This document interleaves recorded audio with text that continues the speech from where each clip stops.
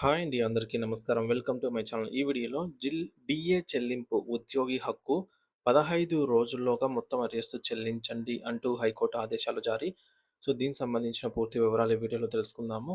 Video అయితే ఎక్కడే కానీ స్కిప్ చేయకుండా ఎండ్ వరకు చూసేయండి. అప్పుడే ఇన్ఫర్మేషన్ పూర్తిగా అర్థమవుతుంది. అలాగే వీడియో చూస్తున్న ప్రతి ఒక్కరు వీడియోకి లైక్ చేయండి ఫ్రెండ్స్.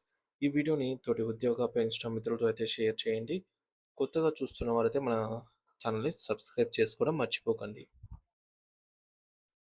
ఫ్రెండ్స్ ఇక విషయానికొచ్చినట్లయితే పంజాబ్ మరియు హర్యానా హైకోర్టులు ఇటీవల ప్రభుత్వ ఉద్యోగులు మరియు పెన్షనర్ల కరువు భత్యం డిఏ, డిఆర్ బకాయిలపై ఇచ్చిన చారిత్రాత్మక తీర్పుకు సంబంధించి పూర్తి వివరాలు ముందుగా తెలుసుకుందాము.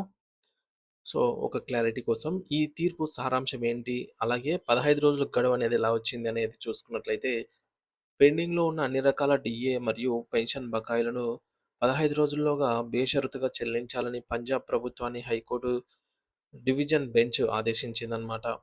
ఒకవేళ ఈ గడువులోగా చెల్లించకపోతే బకాయి మొత్తంపై కూడా 6% వార్షిక వడ్డీని కలిపి చెల్లించాలి అని చెప్పి కోర్టు స్పష్టం చేసింది.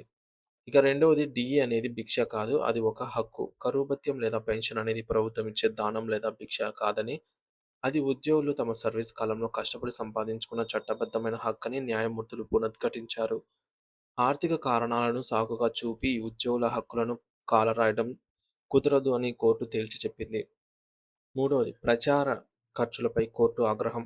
ఉద్యోగులకు బకాయిలు చెల్లించడానికి నిధులు లేవని చెబుతూనే మరోవైపు పత్రికలు, టీవీలలో సొంత ప్రచారం, పబ్లిసిటీ కోసం ప్రభుత్వం కోట్లాది రూపాయల ఖర్చు చేయడాన్ని కోర్టు తీవ్రంగా తప్పుపట్టింది. వెంటనే అటువంటి అనవసర ప్రచారాలను ఆపివేసి ఆ నిధులను ఉద్యోగుల బకాయిల కోసం వాడాలి అని సూచించింది. నాలుగోది వివక్షతను తప్పుపట్టిన కోర్టు. అధికారులకు ఒకలాగా, సామాన్యులకు ఒకలాగా ఐఏఎస్, ఐపీఎస్ అధికారులకు 58% డీఏ ఇస్తూ, రాష్ట్ర ప్రభుత్వ ఉద్యోగులకు మాత్రం 42% మాత్రమే డీఏ ఇవ్వడం రాజ్యాంగం కల్పించిన సమానత్వ హక్కుకు విరుద్ధమని కోర్టు పేర్కొంది.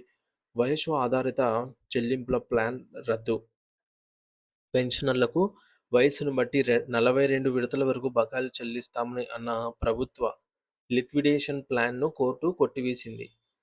పెన్షనర్లందరినీ ఒకే వర్గంగా చూడాలని, వయసులో వ్యత్యాసాలు చూడకూడదని, వారి మధ్య వయసు రీత్యా వివక్ష చూపకూడదనైతే ఇది చట్ట విరుద్ధమని కోర్టు తేల్చి చెప్పింది.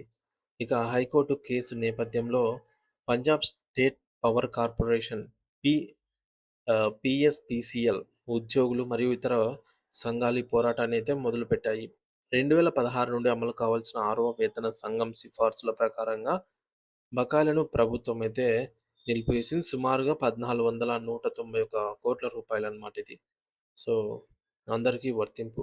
ఈ తీర్పు కేవలం కోర్టుకు వెళ్ళిన వారికి మాత్రమే కాకుండా, అదే పరిస్థితుల్లో ఉన్న రాష్ట్రంలోని ఇతర ఉద్యోగులు మరియు పెన్షనర్స్ అందరికీ వర్తిస్తుందని కోర్టు స్పష్టం చేసింది. ఇతర రాష్ట్రాలపై ప్రభావము. ఈ తీర్పు ఆంధ్రప్రదేశ్ మరియు తెలంగాణ వంటి ఇతర రాష్ట్రాల్లో కూడా డీఏ బకాయిల కోసం ఎదురుచూస్తున్న ఉద్యోగులకు ఒక బలమైన ఆయుధంగా మరియు ఆశాకిరణంగా మారనుందని విశ్లేషకులు భావిస్తూ ఉన్నారు. సో, ప్రభుత్వాలు తమ ప్రచార ఆర్భాటాల కంటే ఉద్యోగుల న్యాయపరమైన హక్కులకే ప్రాధాన్యతనివ్వాలనైతే ఈ తీర్పు ద్వారా న్యాయస్థానం స్పష్టమైన సందేశాన్ని అయితే ఇచ్చింది.